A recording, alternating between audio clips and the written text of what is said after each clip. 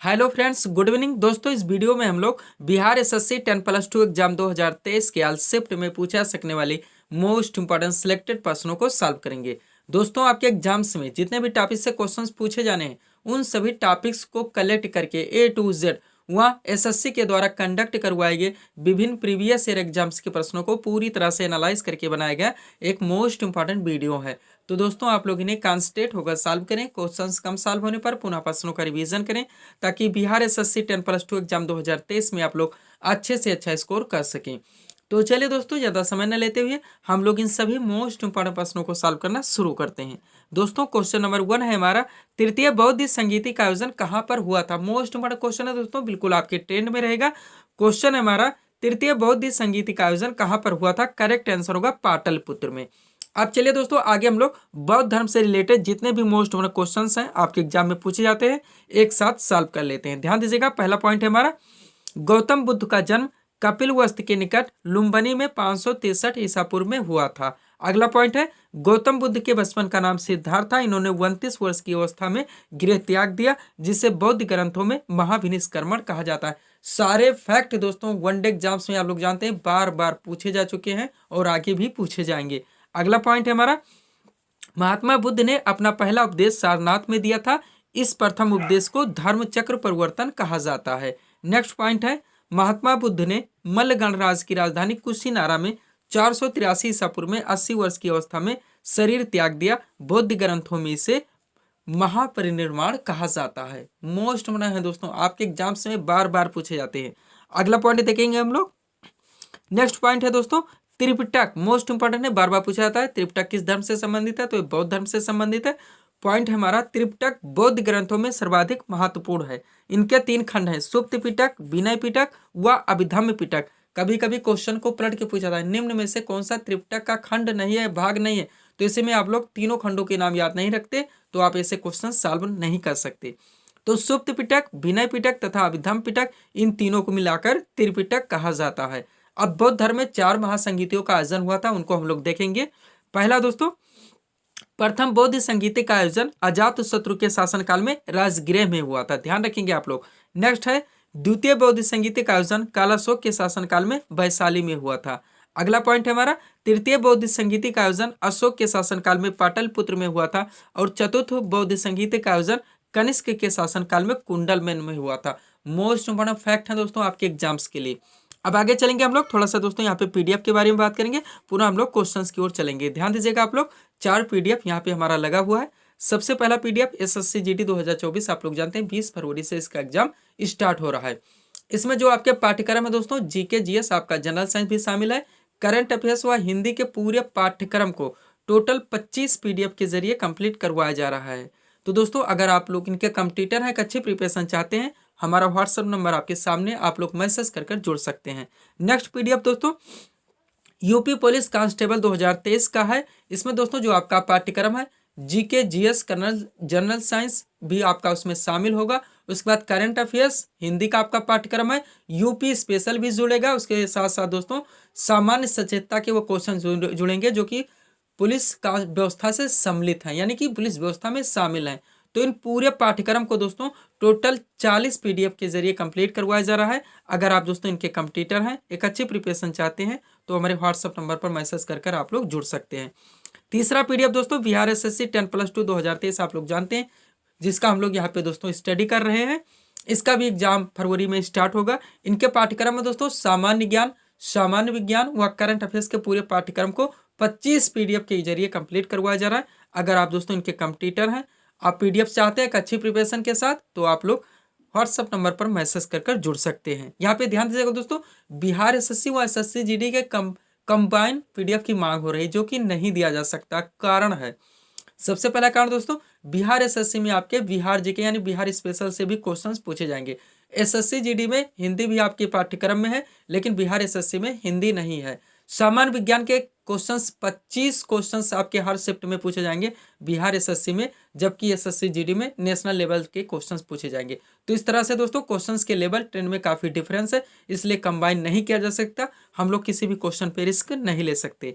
चौथा पीडीएफ हमारा है दोस्तों, यूपीपीएससी, आप लोग जानते हैं आरओ समीक्षा अधिकारी, सहायक समीक्षा अधिकारी, इनके पीटी एग्जाम का। जिसमें 2 पेपर करवाए जाएंगे। 140 क्वेश्चंस का आपका सामान्य अध्ययन होगा और 60 क्वेश्चंस का आपका दोस्तों सामान्य हिंदी का करवाया जाएगा, जिसमें 6 चैप्टर आपके शामिल हैं। टोटल 60 क्वेश्चन दोस्तों हिंदी से पूछे जाएंगे।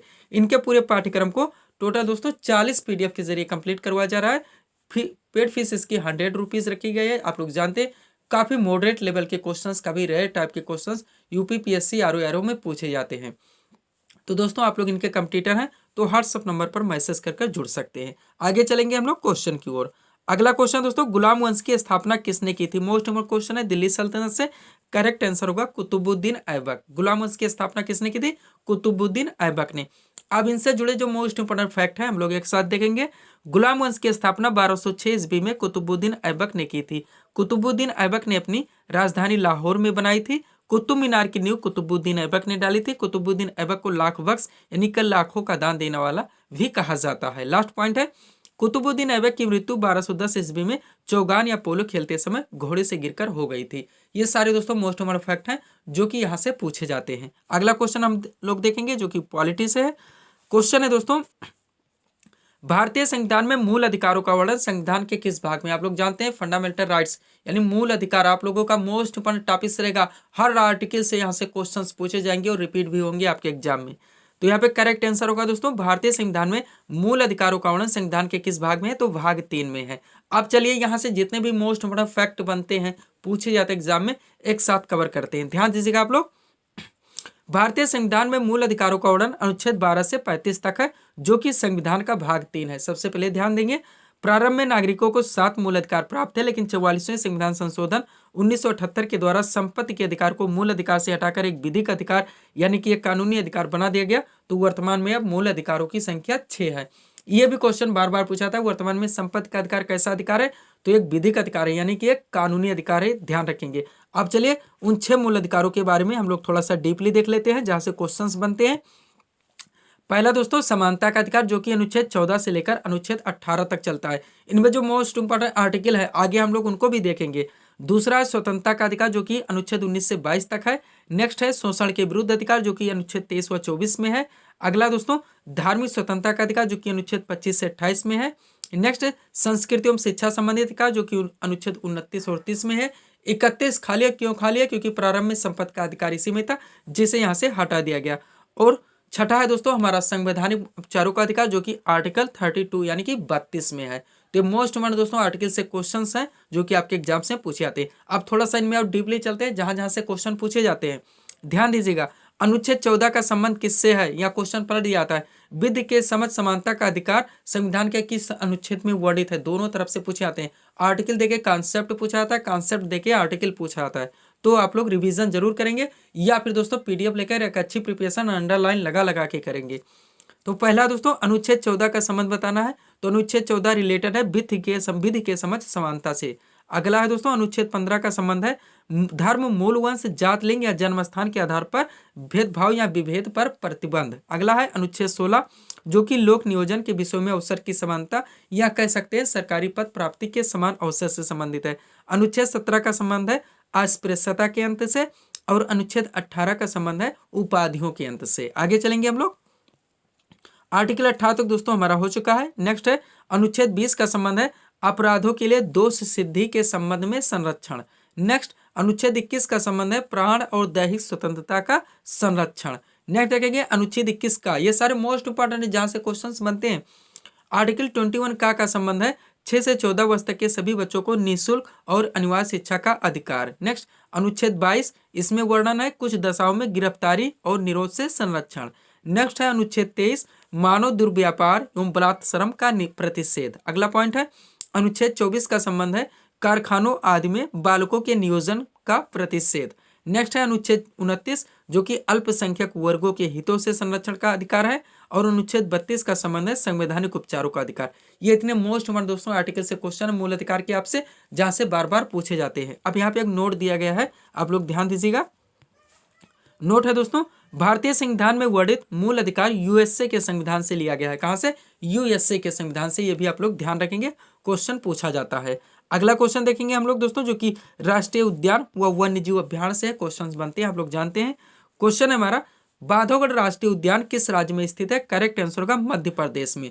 अब राष्ट्रीय उद्यान व वन्य जीव अभ्यारण्य से जो मोस्ट इंपोर्टेंट हाईलाइटेड क्वेश्चन आपके एग्जाम में पूछे जाते हैं, एक साथ कवर कर लेते हैं। देखिएगा आप लोग, सबसे पहले काजीरंगा राष्ट्रीय उद्यान जो कि असम राज्य में स्थित है। ध्यान देंगे आप लोग, एक सिंह वाले गैंडे के लिए प्रसिद्ध है काजीरंगा राष्ट्रीय उद्यान जो कि असम राज्य में है। और वानस वन्य जीव अभ्यारण्य ये भी असम में है, दोनों ध्यान रखेंगे। नेक्स्ट है दुधवा राष्ट्रीय उद्यान, ये भी उत्तर प्रदेश में स्थित है। अगला है जिम कॉर्बेट राष्ट्रीय उद्यान जो कि उत्तराखंड राज्य में स्थित है। नेक्स्ट है सुंदरवन टाइगर रिजर्व जो कि पश्चिम बंगाल में स्थित है। अगला है गिर राष्ट्रीय उद्यान जो कि गुजरात में है। और लास्ट है दोस्तों इंद्रावती राष्ट्रीय उद्यान जो कि छत्तीसगढ़ राज्य में स्थित है। ये इतने हाईलाइटेड हैं दोस्तों राष्ट्रीय उद्यान व वन्य जीव अभ्यारण्य जहां से क्वेश्चंस पूछे जाते हैं। आगे चलेंगे हम लोग। अगला दोस्तों समितियों से संबंधित क्वेश्चन है, मोस्ट इंपोर्टेंट क्वेश्चन होते हैं, यहाँ से पूछे जाते हैं। हम लोग प्रिपेयर नहीं रहते तो ये क्वेश्चन हमारे मिस हो जाते हैं। लेकिन एक क्वेश्चन की आप लोग कीमत जानते हैं, अगर हम लोग वहाँ पे तुक्का मारेंगे तो निगेटिव मार्किंग का सामना भी करना पड़ेगा। और ये क्वेश्चन गलत होने से आप लोग जानते हैं कितने रैंक आप लोग नीचे चले जाते हैं। तो ध्यान देंगे, यहाँ से भी क्वेश्चन बनते हैं। सबसे पहले क्वेश्चन देखेंगे, क्वेश्चन रखा गया सरकारिया समिति का संबंध किससे, तो केंद्र राज्य संबंधों को लेकर यह बनाया गया था। अब महत्वपूर्ण जो समितियों से क्वेश्चन पूछे जाते हैं एक साथ हम लोग कवर करेंगे, ध्यान दीजिएगा आप लोग।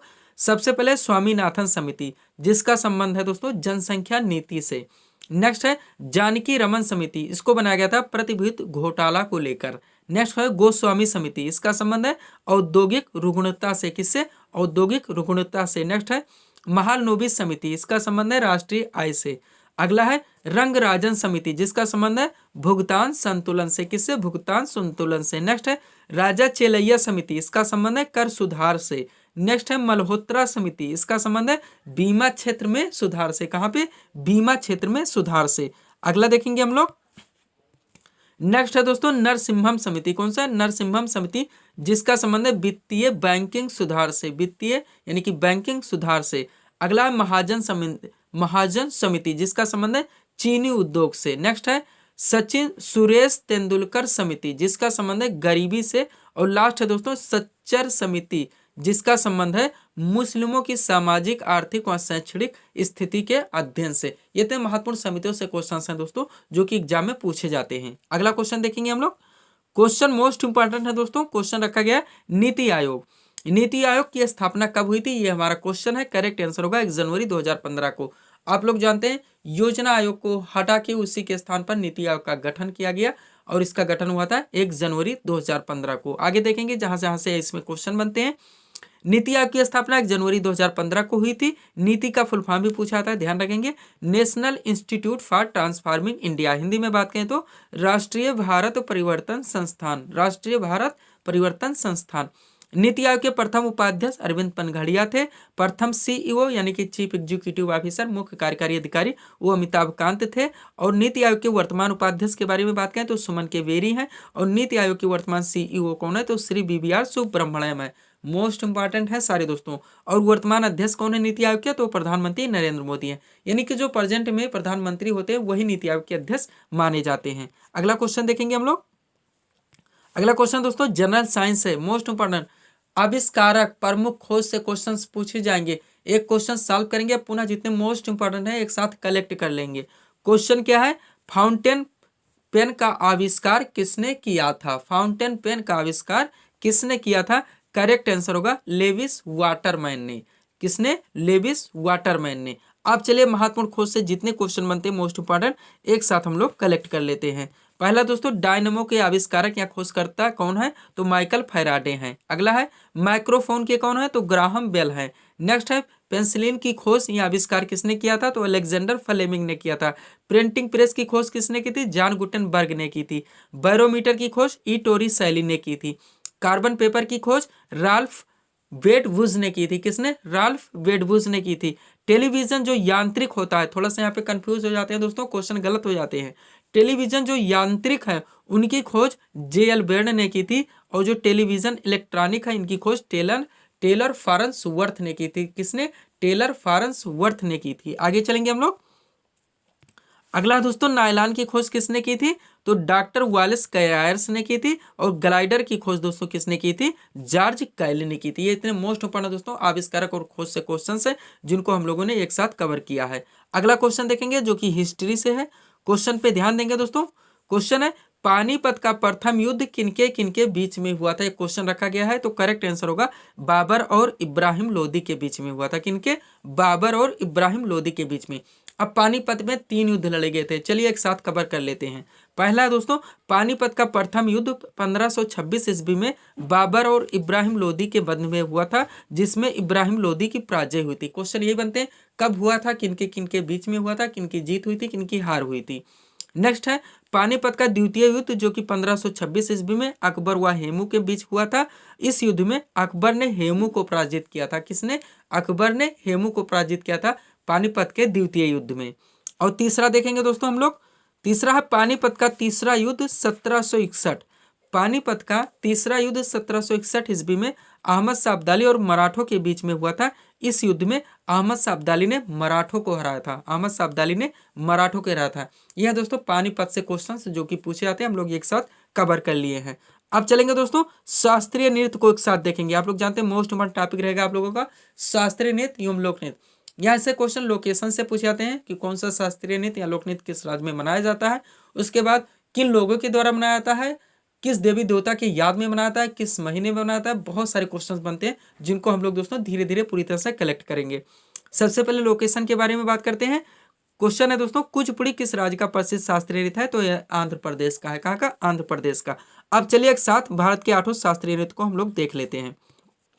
एक तरफ दोस्तों शास्त्रीय नृत्य दिया गया, दूसरी तरफ संबंधित राज्य यानी कि कौन सा शास्त्रीय नृत्य किस राज्य में मनाया जाता है। सबसे पहले भरतनाट्यम जो कि तमिलनाडु राज्य से संबंधित है। नेक्स्ट है दोस्तों कथकली और मोहिनीअट्टम, ये दोनों शास्त्रीय नृत्य केरल के हैं। एक साथ ध्यान देंगे आप लोग। कथक दोस्तों ये उत्तर भारत विशेषकर उत्तर प्रदेश का है। ओडिसी ओडिशा राज्य का शास्त्रीय नृत्य है। मणिपुरी मणिपुर राज्य का शास्त्रीय नृत्य है। और सत्रिया असम राज्य का शास्त्रीय नृत्य है। एक साथ कलेक्ट कर लेंगे दोस्तों। और आप लोग दोस्तों सिस्टमेटिक ढंग से प्रिपरेशन करना स्टार्ट कीजिए। स्ट्रेटेजिकल चलिए, कुछ भी आप कहीं से पढ़ रहे हैं, थोड़ा पढ़ रहे हैं, नहीं पढ़ रहे हैं, इससे कुछ होने वाला नहीं है। आप जितने ट्रेंड में टॉपिक्स रहते हैं एसएससी के, उन सभी टॉपिक्स को या तो नोट डाउन कीजिए या पीडीएफ लीजिए, अंडरलाइन लगा के पीजिए। एक अच्छी प्रिपरेशन करना सीखिए दोस्तों, ताकि आप उन भीड़ में ना रहें जिसमें अधिकांश लोग रहते हैं। आगे चलेंगे नेक्स्ट क्वेश्चन की ओर। अगला क्वेश्चन भी दोस्तों जनरल साइंस है, मोस्ट इम्पोर्टेंट क्वेश्चन है, ध्यान देंगे आप लोग। विटामिन से रिलेटेड क्वेश्चन है। क्वेश्चन है विटामिन सी का रासायनिक नाम क्या है? तो स्कॉर्बिक एसिड होता है। अब एक साथ कलेक्ट करेंगे हम लोग, ध्यान दीजिएगा। सबसे पहले दोस्तों विटामिन ए, इसका रासायनिक नाम रेटिनाल होता है, इसकी कमी से रतौंधी होती है। फिर है विटामिन बी1, इसका रासायनिक नाम थायमिन है, इसकी कमी से बेरी बेरी होता है। कौन सा रोग? Beriberi. एक साथ दोस्तों सब कुछ कलेक्ट करके आप लोगों के लिए लाते हैं, एक क्वेश्चन डालते हैं, पुनः उनके इर्द गिर्द जितने क्वेश्चन उस टॉपिक से बनते एक साथ हम लोग कलेक्ट कर लेते हैं। फिर है विटामिन बी6, इसका रासायनिक नाम क्या होता है? पायरिडॉक्सिन होता है, और इसकी कमी से एनीमिया यानी कि त्वचा रोग होता है। नेक्स्ट विटामिन बी7, क्या है दोस्तों? विटामिन बी7, इसका रासायनिक नाम बायोटीन होता है, और इसकी कमी से लकवा बीमारी जो होती है। कौन सा? लकवा। आगे चलेंगे हम लोग। यहाँ तक हमारा हो गया दोस्तों विटामिन बी7। अब विटामिन सी का रासायनिक नाम है स्कॉर्बिक एसिड, और इसका दोस्तों इसकी कमी से होने वाला रोग स्कर्वी है। नेक्स्ट है विटामिन डी, इसका रासायनिक नाम कैल्सीफेरॉल होता है, इसकी कमी से रिकेट्स रोग होता है बच्चों में, जो कि हम लोग कुपोषण के नाम से जानते हैं। फिर है विटामिन ई, इसका रासायनिक नाम टोकोफेरॉल होता है, इसकी कमी से जनन शक्ति घटना। और विटामिन के का रासायनिक नाम फिलोक्विनोन होता है, इसकी कमी से रक्त का थक्का नहीं बनता है। यानी विटामिन के बार बार पूछा था दोस्तों, किस विटामिन की कमी से रक्त का थक्का नहीं बनता है, नहीं जमता, तो विटामिन के है। या क्वेश्चन और बढ़ा के पूछा था हीमोफीलिया रोग से ग्रसित व्यक्ति में कौन से विटामिन की कमी होती है? तब भी विटामिन के की। यानी कि हम कह सकते हैं हीमोफीलिया रोग से ग्रसित व्यक्ति में विटामिन के की कमी होती है, जिसके कारण रक्त का थक्का नहीं बनता है, और रक्त का थक्का न बनने के कारण खून का बहना बंद नहीं होता है। अगला क्वेश्चन देखेंगे हम लोग, जो कि महत्वपूर्ण दिवस है। एक क्वेश्चन देखेंगे, पुनः मोस्ट इंपोर्टेंट प्रश्नों को एक साथ कवर कर लेंगे। क्वेश्चन है दोस्तों विश्व ओजोन दिवस किस तिथि को मनाया जाता है? करेक्ट आंसर होगा 16 सितंबर को। अब चलिए एक साथ देखिए। प्रवासी भारतीय दिवस कब मनाया जाता है? 9 जनवरी को। राष्ट्रीय युवा दिवस कब मनाया जाता है? 12 जनवरी को। विश्व पृथ्वी दिवस कब मनाया जाता है? 22 अप्रैल को। विश्व मधुमेह दिवस कब मनाया जाता है? 27 जून को। राष्ट्रीय सांख्यिकी दिवस कब मनाया जाता है? 29 जून को। विश्व जनसंख्या दिवस कब मनाया जाता है? 11 जुलाई को। विश्व डाक दिवस कब मनाया जाता है? 9 अक्टूबर को। विश्व खाद्य दिवस कब मनाया जाता है? 16 अक्टूबर को। और विश्व गरीबी उन्मूलन दिवस कब मनाया जाता है? 17 अक्टूबर को। ये इतने मोस्ट इंपोर्टेंट दोस्तों, आगे हम और लेके आएंगे जो कि आपके एग्जाम्स में पूछे जाते हैं। अगला क्वेश्चन देखेंगे हम लोग। अब यहाँ पे दोस्तों फुल फॉर्म से संबंधित क्वेश्चन है, यानी जो फुल फॉर्म बताने होते हैं पूर्ण नाम, जितने मोस्ट इंपॉर्टेंट है एक साथ ले आए हैं। एक क्वेश्चन पहले रखे हैं दोस्तों, ध्यान दीजिएगा। क्वेश्चन है यूनेस्को का मुख्यालय कहाँ पर स्थित है? करेक्ट आंसर होगा पेरिस, फ्रांस में। यानी कि यूनेस्को का मुख्यालय फ्रांस की राजधानी पेरिस में स्थित है। अब चलिए फुल फॉर्म से संबंधित क्वेश्चन सॉल्व करना शुरू करते हैं। सबसे पहले यूनेस्को ही रखा गया है। इसका फुल फॉर्म होता है दोस्तों United Nations Educational Scientific and Cultural Organisation, यानी कि संयुक्त राष्ट्र शैक्षिक वैज्ञानिक एवं सांस्कृतिक संगठन। और मुख्यालय हम लोग देख चुके हैं फ्रांस की राजधानी पेरिस में है। उसके बाद BCCI का फुल फॉर्म बताना है तो board of control for cricket in India, ये होता है दोस्तों BCCI का फुल फॉर्म। रिवीजन जरूर कीजिएगा या फिर PDF लेके दोस्तों अंडरलाइन लगा के एक अच्छी स्टडी करने का प्रयास कीजिएगा। नाबार्ड का फुल फॉर्म बताना है, सारे मोस्ट इंपॉर्टेंट इनसे करंट अफेयर्स के भी क्वेश्चन बनते हैं जिनको हम लोग आगे सॉल्व करेंगे। नाबार्ड दोस्तों इसका फुल फॉर्म क्या होता है? तो national bank for agriculture and rural development, यानी कि राष्ट्रीय कृषि एवं ग्रामीण विकास बैंक। नेक्स्ट है UDI, आप लोग नाम सुने होंगे, एक वेबसाइट का नाम है। इसका दोस्तों फुल फॉर्म होता है unique identification authority of India, ये UDI का फुल फॉर्म है। आगे चलेंगे हम लोग। नेक्स्ट है SIDBI। SIDBI का फुल फॉर्म क्या होता है दोस्तों? तो small industries development bank of India, ये है SIDBI का फुल फॉर्म। नेक्स्ट है इसरो, आप लोग जानते हैं भारतीय अंतरिक्ष एजेंसी का नाम इसरो है। इसका फुल फॉर्म होता है Indian Space Research Organisation, Indian Space Research Organisation. अगला है ओपेक का फुल फॉर्म, तो Organisation for Petroleum Exporting Countries, यह है ओपेक का फुल फॉर्म। नेक्स्ट है सेबी, इसका फुल फॉर्म होता है security exchange board of India, security exchange board of India, ये सेबी का फुल फॉर्म है। NHRC आप लोग नाम सुने होंगे, सारे नाम सुने होंगे दोस्तों। NHRC क्या होता है? राष्ट्रीय मानवाधिकार आयोग, यानी कि नेशनल ह्यूमन राइट कमीशन, ये है NHRC का फुल फॉर्म।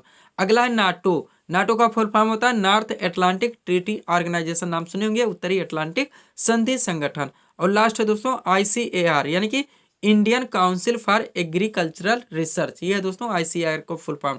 सारे मोस्ट इंपॉर्टेंट है, यहाँ पे दोस्तों रिवीजन जरूर कीजिएगा ताकि ऐसे क्वेश्चंस पूछे जाएं तो आप लोगों की ना ही मिस हो ना ही गलत हो। अगला क्वेश्चन देखेंगे दोस्तों जो कि करंट अफेयर्स से है। पहले क्वेश्चन सॉल्व करेंगे, पुनः करंट अफेयर्स के जितने मोस्ट इंपोर्टेंट क्वेश्चंस बनते हैं एक साथ कवर कर लेंगे। क्वेश्चन क्या है? 68वें फिल्म फेयर अवार्ड 2023 में सर्वश्रेष्ठ फिल्म का पुरस्कार किसे मिला? तो गंगूबाई काठियावाड़ी मूवी को मिला है, ध्यान रखेंगे आप लोग। अब चलिए सॉल्व करना शुरू करते हैं एक साथ करंट अफेयर्स के प्रश्नों को। पहला है हाल ही में किसने रेमन मैग्सेसे पुरस्कार 2023 जीता है? तो रवि कन्नन है। कौन है? रवि कन्नन है। अगला है फेमिना मिस इंडिया 2023 का खिताब किसने जीता? करेक्ट आंसर होगा नंदिनी गुप्ता। कौन? नंदिनी गुप्ता। अगला है मिसेज यूनिवर्स इंडिया 2023 का ताज किसे मिला? तो माधुरी पटेल को मिला है। किसे? माधुरी पटेल को। आगे चलेंगे हम लोग। अगला है दोस्तों मिस अर्थ इंडिया 2023 का खिताब किसने जीता? तो प्रियन सेन है। कौन है? प्रियन सेन है।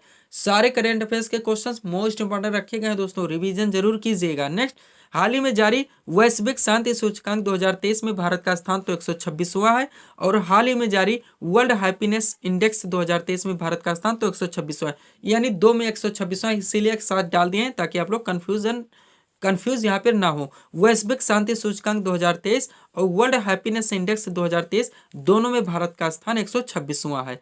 अगला है फ्रेंच ओपन टेनिस टूर्नामेंट 2023 में पुरुष वर्ग का खिताब किसने जीता? तो नोवाक जोकोविच ने। किसने? नोवाक जोकोविच ने। आगे चलेंगे हम लोग। अगला दोस्तों ऑस्ट्रेलियन ओपन 2023 में पुरुष वर्ग का खिताब किसने जीता? तो भी नोवाक जोकोविच ने। यानी कि फ्रेंच ओपन टेनिस टूर्नामेंट 2023 और ऑस्ट्रेलिया ओपन 2023 दोनों में पुरुष वर्ग का खिताब नोवाक जोकोविच ने जीता है। अगला है विंबलडन ओपन 2023 में पुरुष वर्ग का खिताब तो कार्लोस अल्कारेज ने जीता है। नेक्स्ट है वर्ल्ड प्रेस फ्रीडम इंडेक्स 2023 में भारत का स्थान तो 161वां स्थान है। कौन सा? 161वां स्थान है। नेक्स्ट 42वां एशियान शिखर सम्मेलन कहां पर आयोजित हुआ? तो ये इंडोनेशिया में किया गया। कहां पे? इंडोनेशिया में। आगे चलेंगे हम लोग। अगला क्वेश्चन दोस्तों हमारा करंट अफेयर्स से, अंतरराष्ट्रीय बुकर पुरस्कार 2023 में किसे सम्मानित किया गया? तो जॉर्जी गोस्पो दिनों को किया गया है। जी किसे? जॉर्जी गोस्पी दिनों को किया गया है। नेक्स्ट है ब्रिक्स शिखर सम्मेलन 2023 कहाँ आयोजित हुआ? तो जोहान्सबर्ग दक्षिण अफ्रीका, आप लोग जानते होंगे। और ब्रिक्स शिखर सम्मेलन 2024 का आयोजन कहाँ होगा? तो रूस में होगा। नेक्स्ट, अब इसी तरह से G20 को एक साथ देख लेते हैं। G20 शिखर सम्मेलन 2023 की अध्यक्षता किस देश ने की? तो भारत के द्वारा की गई है। और G20 शिखर सम्मेलन 2024 कहाँ आयोजित होगा? तो ये ब्राजील में किया जाएगा। एक साथ डाल दिए दोस्तों ताकि आप लोगों का कवर हो जाए और कंफ्यूज ना हो। आगे चलेंगे हम लोग। अगला क्वेश्चन दोस्तों करंट अफेयर्स से क्या है, IIFA 2023 में सर्वश्रेष्ठ फिल्म का अवार्ड किसे मिला। ये ऑस्कर अवार्ड से है दोस्तों। IIFA 2023 में सर्वश्रेष्ठ फिल्म का अवार्ड किसे मिला, तो दृश्यम 2 को मिला है। नेक्स्ट है जो हमारा क्वेश्चन आया हुआ था 68वें फिल्म फेयर अवार्ड 2023 में सबश्रेष्ठ फिल्म, तो गंगूबाई काठियावाड़ी है। नेक्स्ट है रणजी ट्रॉफी 2023 की विजेता टीम, तो सौराष्ट्र है। और रणजी ट्रॉफी 2023 की उपविजेता टीम तो बंगाल है। दोनों ध्यान रखेंगे एक साथ इसलिए डाल दिए हैं, विजेता और उपविजेता। अगला है हाल ही में जारी स्वच्छ वायु सर्वेक्षण 2023 में शीर्ष स्थान पर कौन सा शहर रहा, तो इंदौर रहा, जो कि मध्य प्रदेश राज्य में स्थित है। ध्यान रखेंगे स्वच्छता के मामले में कंटिन्यू ये नंबर 1 पे बना हुआ है। नेक्स्ट है फुटबॉल टूर्नामेंट संतोष ट्रॉफी 2023 की विजेता टीम कर्नाटक है। और फुटबॉल टूर्नामेंट संतोष ट्रॉफी 2023 की उपविजेता टीम तो मेघालय। ये क्वेश्चन पलट के भी पूछा था दोस्तों, इसीलिए हम आगे डाल दिए। संतोष ट्रॉफी किस खेल से संबंधित है, फुटबॉल से, इसीलिए हम क्वेश्चन में ही डाल दिए हैं कि फुटबॉल टूर्नामेंट संतोष ट्रॉफी 2023 की विजेता टीम कर्नाटक है। और फुटबॉल टूर्नामेंट संतोष ट्रॉफी 2023 की विजेता टीम तो मेघालय है। तो ये थे दोस्तों इस सीरीज के टॉप एमसीक्यूज के प्रश्न जिनको यहाँ पे हम लोगों ने सॉल्व किए हैं। उम्मीद है दोस्तों आप सभी लोगों ने सॉल्व किए होंगे और देखे होंगे कि यहाँ से आपके कितने प्रश्न सही हो रहे हैं। तो दोस्तों इसी तरह के वीडियोस के लिए आप हमारे स्टडी चैनल शिव कृपा क्लासेस से जुड़े चैनल को सब्सक्राइब करें ताकि हमारे द्वारा दिए जाने वाले सभी वीडियोस आप क्रम से सबसे पहले देख सकें। तो मिलते हैं दोस्तों हम नेक्स्ट वीडियोस में। Thanks for watching.